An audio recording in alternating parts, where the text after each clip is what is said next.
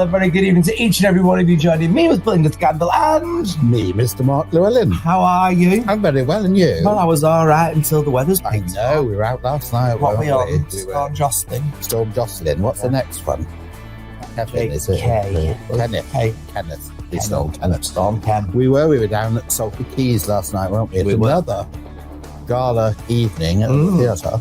It was right blowy, wasn't it? It was blowy from some of the audience in there as well. They were quite scared, weren't they? It was. I took a new toupee out last night, but that's gone. That's in the canal somewhere now. Yes. A good show. We went watching Murder in the Dark. It was very good. Susie Blake was very, very good, wasn't she? And proper character. Although I don't know what by the end of it I said to you or what. I very quiet, didn't I?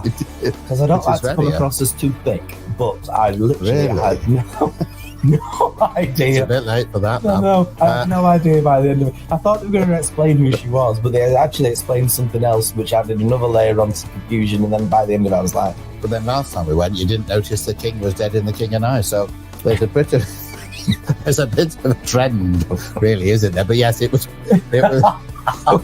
I mean, really, it's pointless going to the theatre with you. No, I just watch how it's all done. I'm like, look at that light down there. That's clever. But it was very good. Very good. Yes. And our Ash was, of course, at the Rocky Horror Show last night. I know, we spread ourselves about, don't we? Yes, he was. Was he dressed up? No, he wasn't dressed up, and I thought he would be. Yes, I thought he would be, yes. We've got a lovely show lined up for you today. What's on today's show? Well, I am having a walk around Stalybridge. You are indeed. Yes. I've been lucky enough to speak to one of my icons. Yes. Mr. Brian Conley, everybody. Yeah. Who's got a daughter. I know. She's called Lucy. And, I'm not going to get anything more. You'll find out more about that in just a few minutes' time. What else? We're also looking today. Yes, what? Transport, and the trams in particular. Oh, yes, our Izzy's been on that, hasn't she? She's been on that, yes. Unlike some of our presenters who couldn't actually get on a tram. No, that's very true. And I went on a bus last week, in the snow for the first time in years. Did you enjoy it? Oh, it was lovely, really lovely. There's things to plug your thing in, and I don't understand it, but anyway, it's all on there. You could have a day on one, really. Yes. I'll discuss that later, but there's lots on today's show. Stay with us for the next around about half an hour. This is how your show's looking.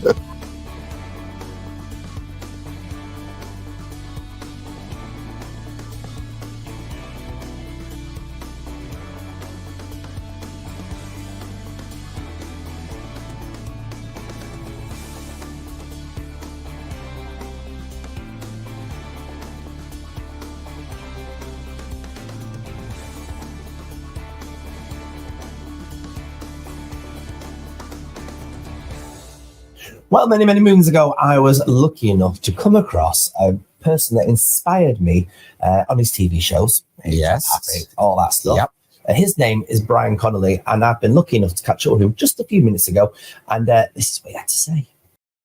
Well, now joining us is Mr. Brian Conley. Yes, indeed. And he's with somebody special. He's with his daughter. Introduce yourself, daughter. Hello, I am Lucy Conley. Lucy Conley.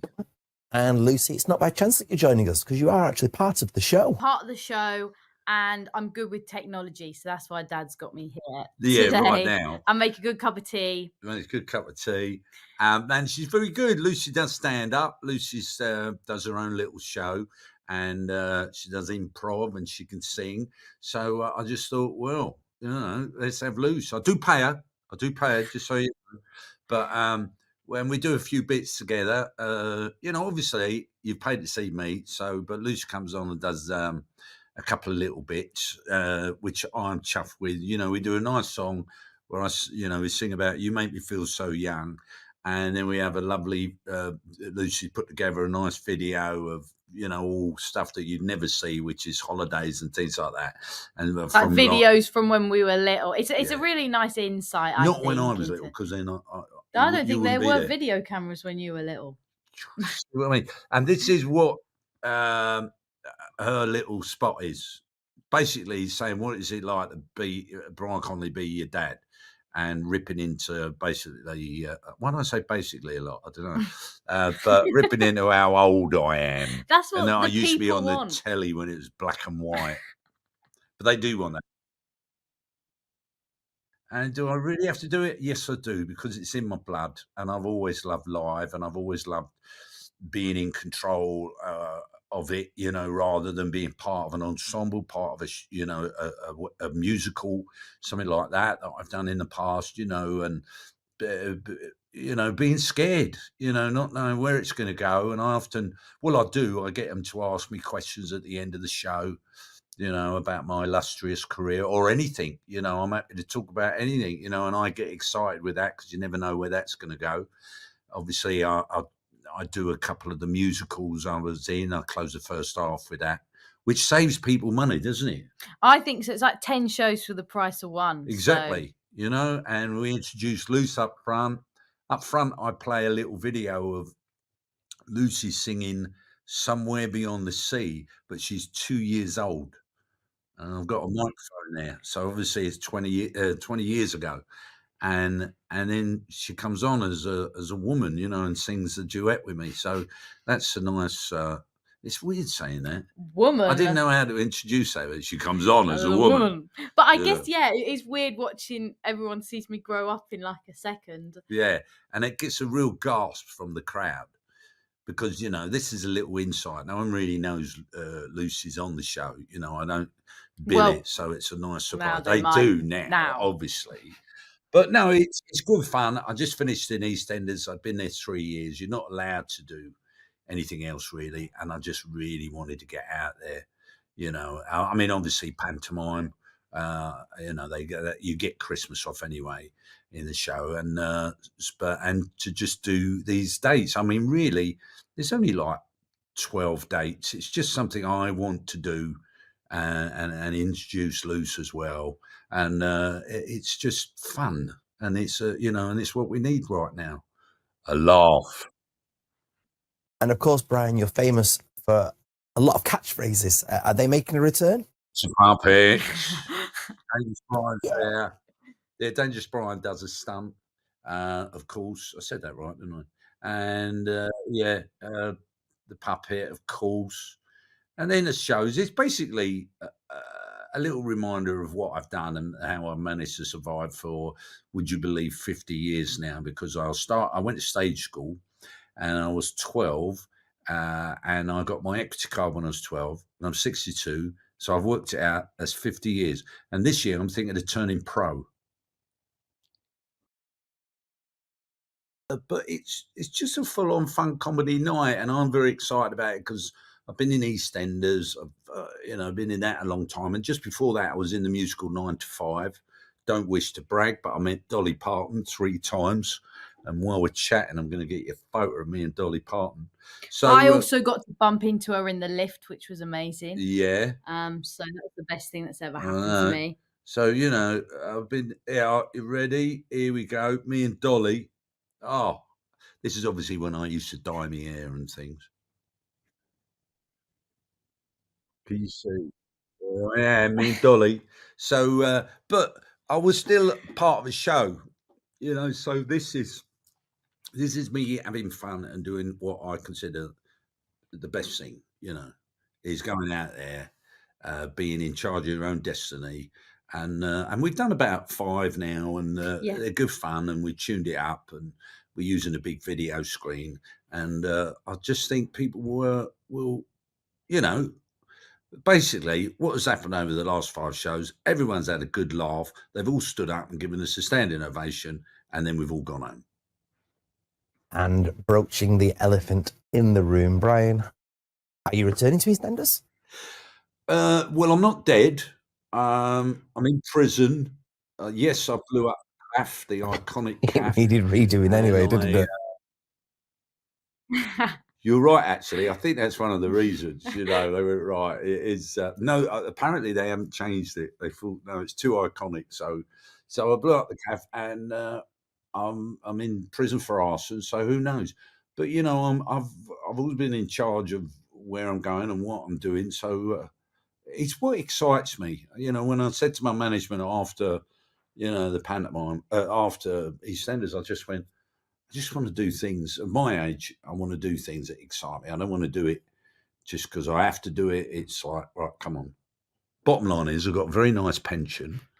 So, I can just sit at home if I wish. I do tell the audience that I'm very rich, I also tell them that predominantly my fan base will be dead in the next 5 years. Well, this is coming to the Lowry on the 28th of July. I'm excited for this one. Brian Conley doing what he should, everybody. A little bit of fun, lots of laughter, and a few puppets as well. And of course, his daughter. It's all in there. Make sure you check it out. Make sure you put your tickets for Brian Conley, the Lowry, coming soon. Thank you. Thank you. And you look good. Did you see that? He said I look good. Yes, he did, didn't he? Oh, well, he obviously can't see as well as he used to. But anyway, I'm sure his show will be absolutely marvellous. Right, I've been out for another walk and I've been in the town of Stalybridge. Hello, and this week we are in Stalybridge for our weekly walk. Now, behind me is Trinity Church, right in the town centre. It's a lovely church. Lots of activities and events take place there for the local community. It's also where a variety star, a radio star called Rob Wilton got married. Rob Wilton was born in Liverpool and he started in theatre melodramas. He was one of those twiddly mustachioed fellows that tied young ladies to railway lines. Well, he was appearing in a melodrama in Huddersfield, and the young lady in question was played by Florence Palmer. They started going out, they fell in love, and they decided to get married. And the following week in their touring show, they were playing here in Stalybridge, and so they got married in the church behind me. Rob Wilton became famous then for comedy, because Florence kind of developed his act and made him change course. And so he had these popular radio series. He appeared in films. His sketches were seen in theatres all over the country. He appeared in Royal Varieties and all the rest of it. A lot of his sketches are on YouTube, so you can have a look at them. He played a sort of character a bit like Captain Mannering would be in Dad's Army, British pomposity. He would play a policeman, and it was all about filling in forms. His most famous sketch was probably The Fireman, where Florence would come in to report that her house was on fire. There was so much paperwork, so much taradiddle, but he ended with the fantastic line, "Right, we'll be on our way. Can you keep the fire going until the fire brigade get there?" Rob Wilton, well worth looking up. Well, we'll now have a little bit of a walk through the town centre.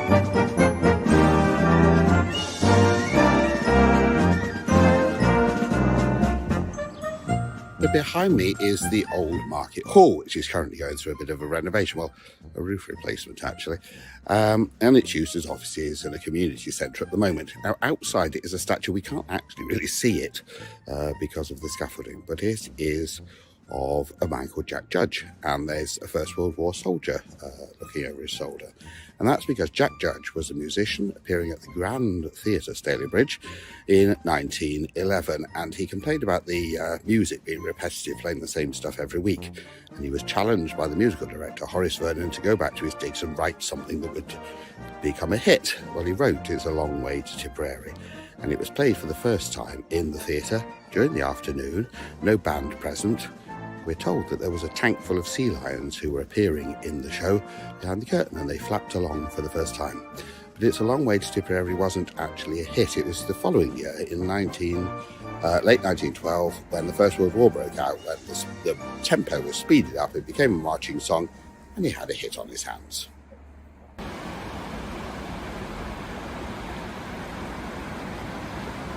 Now, at the bottom of the main street is a rather impressive war memorial and also memorial gardens. And these were used to great effect in the 1970s feature film Yanks, which starred Richard Gere and Vanessa Redgrave. Most of it was filmed here. Stalybridge has appeared on lots of other TV shows as well, from Last of the Summer Wine through to The League of Gentlemen.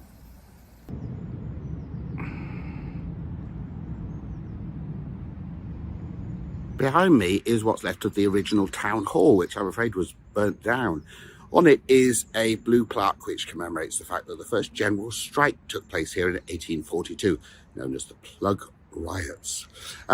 We have to have a Coronation Street connection, don't we? And Coronation Street has used Stalybridge quite a lot over the years the football club, Stalybridge Celtic, for example, that was used as Weatherfield County. And a very long time ago, a young lady called Violet Carson used to sing a song which was based on the Castle Hall district of Stalybridge, and it went sort of down the houses, who lived where and so on. And that song, Boughton's Yard, she sang to the young Tony Warren, and she would say later on his This Is Your Life that perhaps he was inspired by that when he came to create Coronation Street. We'll never know, but of course Vi Carson went on to play Ina Sharples. And we end our walk just near Stalybridge railway station, and you have two world record holders, because we have the pub with the shortest name on record, that's the Q Bar, which is just behind me. And then also here we have the pub with the longest name in history, and that is, well, let's have a look ourselves. So, at the end of our walk, I'll see you for in another Greater Manchester Borough next time. Bye-bye.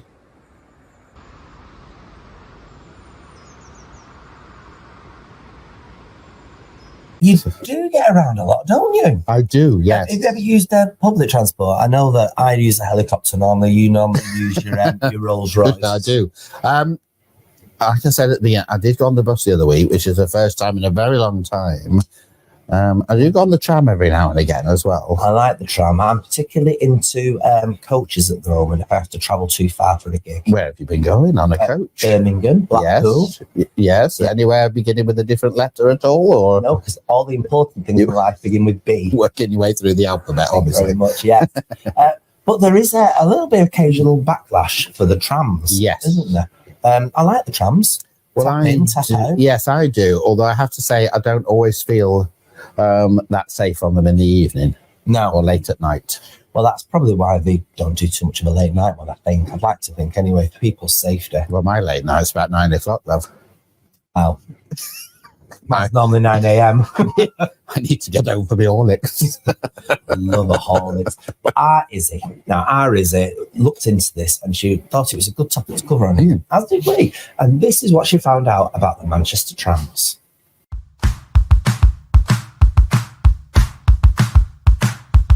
Here in Manchester, over 30 million people use the trams and the Metrolink. But do the people of the city trust the service? Let's find out. Data from Manchester's public transport offer found that only 20% of the city's population can reach the city centre via public transport within 30 minutes. Do you feel like you can trust the trams in the city? I do actually, yeah. I find they're pretty much on time and regular enough for wherever I need to go, local or a bit beyond the city centre. So yeah, happy with it. Yes, I think Manchester's tram service is very reliable. It gives you up to date information on delays and things like that. So yeah, I think it's very good. I feel like I can trust them. Yeah, sometimes they're quite busy at peak times, but you know, they seem to be on time now and again, unless they're doing like work on the tram lines and they seem to be out of action for a long time. But other than that, yeah, it seems to be okay. Yeah, I've never had a problem with them. I think they're great. Occasionally a driver's a bit mean and sees you running and doesn't stop, but I suppose that's because they have to go to a certain schedule. Other times actually they've been a bit more flexible, you know, more kind of friendly and human. I find that they're safe, and having the new, swipe in, swipe out, kind of touching your card just on the reader, that makes a big difference actually. I'd say overall I do. I do have like some issues with it though. The main one being like it doesn't run as late as I would like. You know, as a student in the city, there's often times that I find myself, you know, in Manchester city centre on a night out, and the price of Ubers just go up so high. It costs so much just to get home, and like a night tram would be really, really good. So that, you know, with the cost of living crisis, there's like Manchester's such a big student city. I definitely think that it would be good if like the trams ran slightly later. Is there anything else you feel like they could do to make them a bit more reliable, or do you feel like everything's in check with that? I do think the way it runs at the moment is good. There's a little issue I think personally I had with the payment system. You know, you use a card to tap in, tap out, and then there's one instance I think on the tram itself where they wanted to see, you know, the evidence for payment. Presented the phone, told that was fine, you know, and then the next day I get a £45 fine, which took about 2 months to sort of reclaim back. They did it in the end, but that wasn't brilliant. And I don't think you can always trust the actual contactless or the tapping systems they have. Various places. I used to work in Urmston. It would have been really useful if I could get the tram from around the corner where I live into centre of Urmston. But maybe that's one for the future. I reckon just have the Metro link expanded out a bit more, maybe to like Stockport or a bit further out than Eccles, I think, because then obviously connect more people, because the buses aren't that good in Manchester. I mean, occasionally, there is some sort of disruption, or there are works on the line, and you just have to kind of go with that, I guess. But I regularly make a journey from Harbour City to Manchester Piccadilly, and really, by and large, once or twice there might have been a problem, but in my 10 years of doing that, all good. I wish that there was like a student discount. I feel like if you're relying on it regularly, like if you're just visiting for the weekend, I feel like it's all right, reasonable price. Like when my friends come up and visit, they say it's a reasonable price, but if you're using it every day like I do, it does start to, become a bit more costly, and I think they could do like a student discount, student pass, definitely. Transport for Greater Manchester have given a response to some of the points that the public made. There are currently no plans to introduce student discounts, though we are always reviewing our options. We wouldn't rule it out, but we only receive a certain amount of funding for concessionary travel, so we are limited as to what we can spend this on. Most drivers are considerate and will wait if they see someone buying a ticket or running to board the tram before the doors close. We are continuously reminding customers to touch out and are working to improve customer information on stops, as well as putting out education campaigns to remind people to use the same device when touching in and out. We give refunds in genuine cases, and we've recruited a lot of new customer staff to help people in the second half of last year. Just this month we've upgraded the inspection devices too, so they are more accurate and more reliable. That should be reassuring to fare-paying passengers, as errors are less likely and the new technology is helping us root out persistent offenders. As for Metrolink extensions, TfGM are currently progressing a number of business cases, examining future extensions including Stockport. Let's hope these new plans will provide more accessibility for the people travelling from the surrounding areas of Manchester. Hi, Ashley Stone here for Your Manchester, and I have just had the most fantastic night out here at the Opera House, where we've witnessed once again the world tour of the Rocky Horror Show. It is, of course, one of the most world-famous rock musicals of all time. By Richard O'Brien, it tells of the torrid tale of course, the mad scientist Dr. Frankenfurter and his crazed gang of people who are hell-bent on creating a man. But what is the longevity and the appeal of Rocky Horror? Let's ask this lady here. Hello. This is Your Manchester TV. What do you love about the Rocky Horror Show? Why do you come to see it again and again? It was actually my first time, Your but first it's not time? that you can shout things outside. So you're a Rocky Horror virgin then, is that right? Not anymore. Not anymore. You've had your Rocky Horror cherry pop. Then what do you love about the show? Well, the abuse. You love the abuse. Well, I'm sure that's what Frank and the gang like. Comedy and all of that at once, isn't it? And just, it's fun. And it's just so wacky and out there, and it's actually a real cult classic, isn't it? Absolutely. Can't wait to see it again. Brilliant. So you're going to come and see it again? Yeah, absolutely. Fantastic. Thank you very much indeed.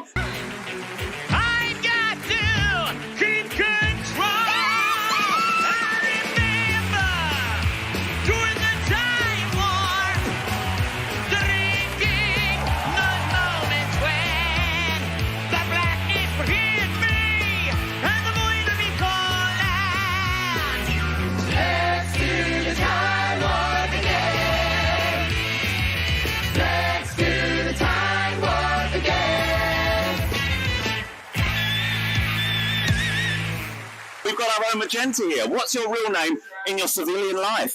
Martha, I'm from Norway. Martha from Norway. Oh my goodness, that's amazing. So have you come all the way over to Manchester to watch? Yes. And is it your first time watching the Rocky Horror? Yes. So what do you think the enduring appeal is of the Rocky Horror Show? What do you love about it? Just being able to go all out and enjoying it in like every way. Dressing up, being part of the show. And can I just say, she does look absolutely fabulous, as of course, the maid with a deadly bite, the one and only Magenta. Well, I hope you're going to come and see it again now you've had your Rocky Horror cherry popped, yeah? Every year. Every year, thank you very much. Well, there we are. And don't forget, of course, the Rocky Horror Show runs now until Sunday, the 28th of January. Let's ask this fabulous lady over here. Come and join us. Come through. You're here for your Manchester TV. Have you seen the Rocky Horror Show before? And why do you come back again and again? What do you think the appeal of the Rocky Horror Show is? It's fun. It's fun. It's absolute fun. Anything else? About it. You love it, yeah? Yeah. You really enjoy it. Thank you very much. Hope you come again. Well, there we are then. The proof is in the pudding. The Rocky Horror fans are die-hard fans. But remember, of course, this is on now at the Opera House until Sunday, the 28th of January. We would like, if we may, to take you on a strange journey. To mark the return of Richard O'Brien's The Rocky Horror Show to the Manchester Opera House, Canvas will be hosting a specially themed bottomless brunch on Saturday 27th of January, featuring a sensational live tribute to the outrageous musical phenomenon. Enjoy a tasty brunch provided by Canvas social partners, Block Steak Shop and bottomless drinks for 90 minutes, followed by live performances of the iconic Rocky Horror Show songbook. Dressing up and audience participation is encouraged. Don't dream it. Be it. Time is fleeting and places for brunch are strictly limited. But don't worry, you can also join us later for the floor show and we'll do the time warp again. Book your tickets for the Rocky Horror Bottomless Brunch Show at thecanvasvenues.com. Well, looks a good show, doesn't it? Yes, it's been going for years, hasn't it? The Rocky Horror Show. Rocky Horror Show always does good business. Yes. It does. Very good. And I tell you something, the narrator last night at the opening was Philip Franks. Down the Buds, mate? Yes, that's right. Yeah. Who also directed the play we saw last night at the Lowry. Get out. Yes. We've done full circle. Oh, we were good for two simple folks. Yeah, very good for two simple. Yes, we we are. Listen, we must just mention one of our lovely sponsors. Yes. Yes, now Yes. C&D Security, keeping our streets very, very safe. They are indeed. They are about to do something even more special, everybody. Yes. Because the people think they just stand on the door and they look pretty and they stop people with any hassle. No, there's more to it, you know. Oh, well, yes. Yeah. C&D Security are the only company within the village, yes, that are on a FREC 3 course. Good Lord. FREC 3 course. Now, this means, right, you ready for this? Yes. This is a list of what will be in there. Oh. The roles and responsibilities of pre-hospital care providers. All right. So if you're injured, yeah. Yeah. So you get casualty assessment, airway management, FREC provider role, universal precautions, emergency care equipment, patient/treatment documentation, consent, incident assessment and control, casualty management, secondary survey, the ABCD approach. Remember that on Resuscitation? Oh, I do, yes. Yes. Airway anatomy, airway management. Yeah, I mean, there's just... Basically, if you go on this course, it's going to take you up a notch. That's a right. huge notch looking at this list. And they do deal with trauma as well. Well, I could do with somebody trained in that on standby on this show, to be honest. That's right. If you want to get in contact with them and partake in that very said course, then just contact the C&D Security. Yeah. It's marvellous. Isn't it? Exciting. Yes, and they've been very supportive of your Manchester, I have to say, so thank you for that. And very supportive of people on the streets as well. They are It's indeed. wonderful. Yeah. It's great. We are out of time for today, though. What? I cannot believe it. We are out of time. But listen, we've got a marvellous show lined up for you next week. We really have.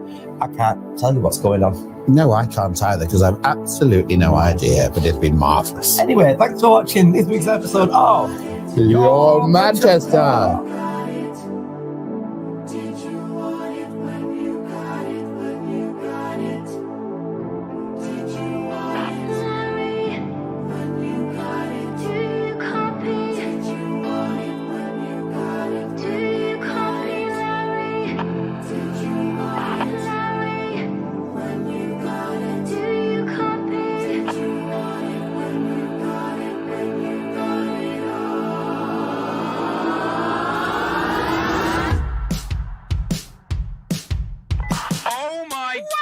Son of a... Damn! Sir, we got a situation. I'm receiving confirmation of illegal aviation over LAX. What you say? Check the radar data. I don't want to instigate a crisis, but sooner or later, someone ought to call the feds. Sir, I'm approaching a commotion in San Pedro by the ocean. There's a crowd of people frozen like some crazy cult devotion. This might sound like a dumb thing, but they're looking up at something in the holy crap. I'm gonna call you back. Now I don't know about you.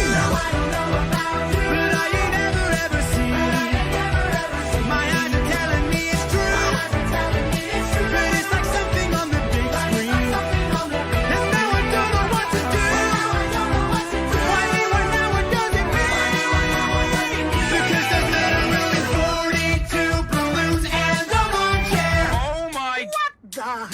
190. There's a chair in the air and a man. I mean, I swear to God, a man in a chair in the air. No, I'm not kidding. What? I'm telling you, I'm seeing. Well, I think a human being, possibly a European, maybe even an alien. Listen up, I found his frequency. I'm gonna try to speak and see if he'll reply to me. Can we just get him safely down? Okay. We need a few specifics, his velocity and drift. Exactly why's he got a BB gun? Now I don't know about you.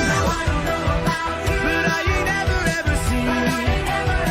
My eyes are telling me it's true.